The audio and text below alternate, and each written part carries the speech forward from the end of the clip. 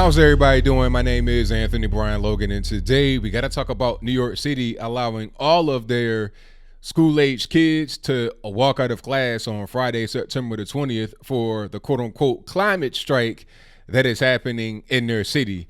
Now, what is a climate strike? I don't really know. Like, you're just going to walk out of your job, walk out of your classroom, and you're going to go on the street with a sign talking about climate change reform now, no more CO2, no more fossil fuels. Like, that's really going to push the needle forward.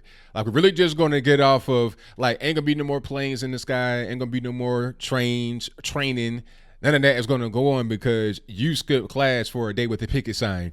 What are you really trying to accomplish with this whole thing? I don't really know. Now, I'm not really sure what company or companies are behind this whole thing, but I do know a young girl by the name of Greta Thunberg from Sweden has come to the U.S. I think she's here right now, and she'll be in New York on Friday. Now, for some reason, she is very popular, a very well-known person in this whole climate change, quote-unquote, space. She talked to Barack Obama yesterday. Don't really know why. And I don't know what's the allure with her. I guess it's because she's young, but she's not that young. When you see her, she appears to be like a little girl, like, 10 or 11, but she's 16. I was driving and everything at 16. I was already 6 foot tall, but that's a different story, and I digress. My point is that she's not that young. You're talking about nearly college aged. So why is she like the face of climate change? I guess Al Gore getting a little bit long in the tooth, kind of, losing the step, might even be getting towards Joe Biden era status pretty soon. So I guess we got to go younger to appeal to younger people so we can just push this whole lie about climate change being a real thing, and then let kids cut school. I wouldn't be surprised if they had pizza and candy at the so-called climate protests. If you're trying to target the youth so then they grow up and then they believe in this whole thing, and you'll further that when they go to college talking about climate change. So when they get out there in the world and they start working, they'll believe in this as well. Let's back up a little bit and talk about climate change, shall we? Climate always changes on a basic level. It's called seasons. The earth revolving on its axis and revolving around the sun, and then the entire solar system just moving through space. That is going to actually change your climate. The sun is so big, it's really hard to put it into words how big it is. I mean, it's humongous. The sun is the chief dictator of what the climate is going to be. The moon as well. Okay, the position of the moon, all of that, affects climate. Where you are on planet Earth, if you live close to the North or South Pole, it's going to be colder. If you live towards the middle, it'll be warmer. Really basic and simple things. People talking about, hurricanes are more intense than ever. I mean, what do you mean than ever? How far are we going back in this whole record that we have about weather? What, 200 years max? 175 years max? How was that a really good gauge to tell how weather has been throughout time? Okay, we've had ice ages. We've had ages where it got really warm. That whole thing was real. Now, some would say, yes, it was an ice age, but it took a long time for the earth to warm up. Well, how long is long? We don't really have records to go back and look at to say, okay, this particular thing happened on this particular day. We don't have that. We just giving estimated guesses, and that's it. Furthermore, the United States is a very clean country. We're not, big carbon emitters, which is a whole different story. I'll get to that in a moment. But we're not very big carbon emitters. You should have your so-called climate protest in China, India, and parts of Africa where all the pollution is coming from, especially the CO2 pollution in China and India. Do you know that 90% of the world's ocean pollution comes from 10 rivers, 8 like right in the same area, China, India, 2 in Africa, none from North America or South America? So why are we having climate protests here in the States? Furthermore, CO2 is actually a good thing. You got to have CO2. Vegetation feeds on CO2. I mean, these are kind of like basic facts. I'm not against having a cleaner environment, not at all. I'm not the kind of guy that'll litter, that'll throw stuff on the ground like how it is in San Francisco, where you got not only needles with all kind of diseases in them, like HIV, but also human waste, which is also disease ridden. And then you combine that with rats, but we'll move on. I'm not in favor of having that on the street. It's weird how you can just allow that to be there. Allow people to do that in San Francisco, but you can't have plastic straws because the environment.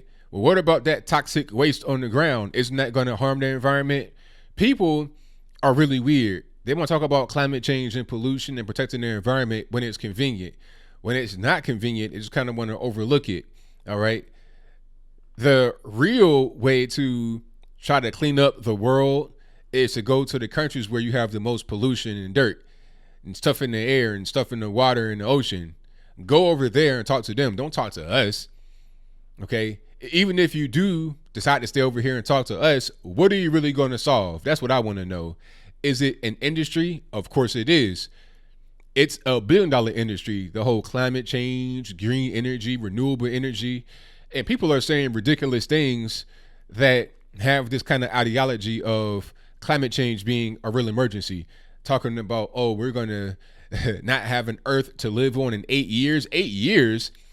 Do you really think, are you that arrogant to think that if human beings don't invest more money into quote unquote renewable fuels, green energy, or whatever, that we're going to not have a planet anymore, that the planet will be inhospitable, that it will just fall out the sky and we'll just be doomed? Really? The planet is much more resilient than us. Okay. We can throw all kind of things at the planet.